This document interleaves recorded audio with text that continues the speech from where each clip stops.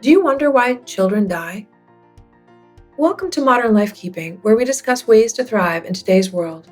I'm your host, Lori Cristine. The second episode of the series, Living After the Death of a Child, is for parents who are searching for answers, inspiration, and soul strategies following the death of their child. Listen in now to explore the possibilities of perceiving this life-altering experience. Why did my child die? This question tortured me. It brought me to my knees on more than one occasion. Why didn't I know? Why didn't I listen to my intuition? Why did this happen? Why now? Why do children even die? Why, why? There were so many whys that were immediately followed by the what ifs. What if my marriage had been different? What if my family wasn't so dysfunctional? What if I had been a different parent? What if I could have prevented it and I didn't? What if it was my bad karma? What if I had left my marriage sooner? What if I hadn't? What if I had been a better person? Shoulda, woulda, couldas haunted me. And then, where exactly is she? How does this all work? Did all of her die, or just her physical part? Can she hear me? See me? Feel me? If there are past lives, what does this mean in terms of our other families? Can she see inside my heart and mind now? Does she understand me in a way that she never did before? Does she forgive me? What does all of this mean?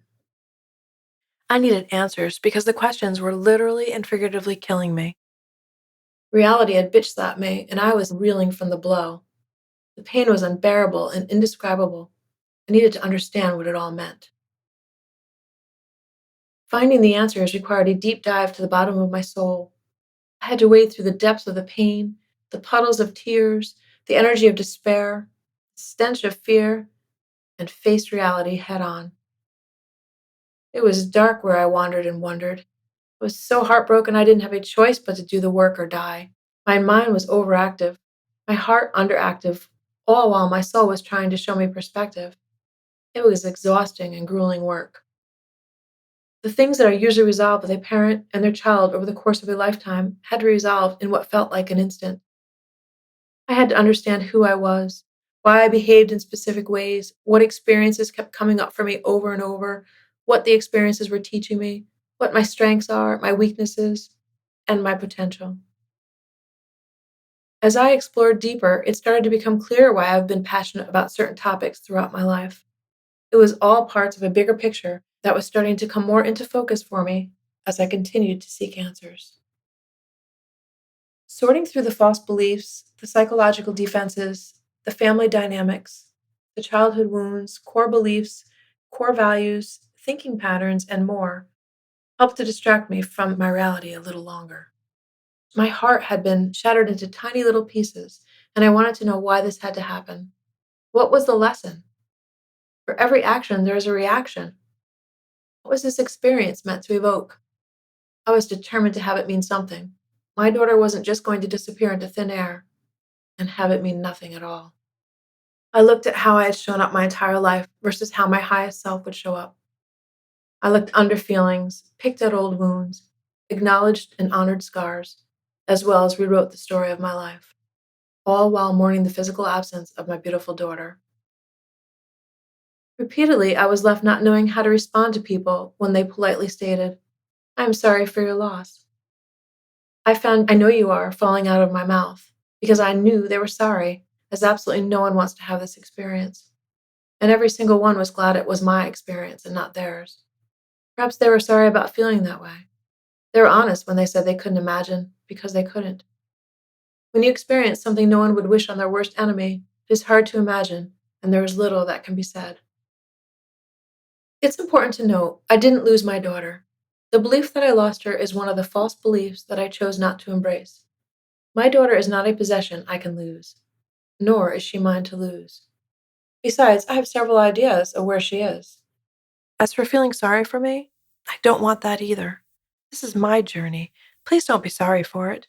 We are not all meant to have the same journey. Our journeys are certainly not likely to be easy or pain-free. The sympathy of others didn't change reality, and frankly, it does nothing to make me feel better. It actually made me feel worse. I don't want my experience infected with pity or fear. Pity and fear do not help me heal, they keep me stuck. Do I wish my daughter did not die? You bet. But she did. All the wishing and praying and coulda, woulda, shouldas won't change a thing.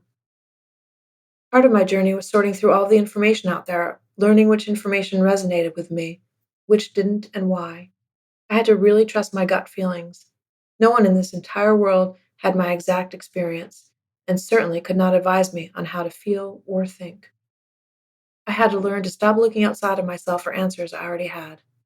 My soul ached to be free.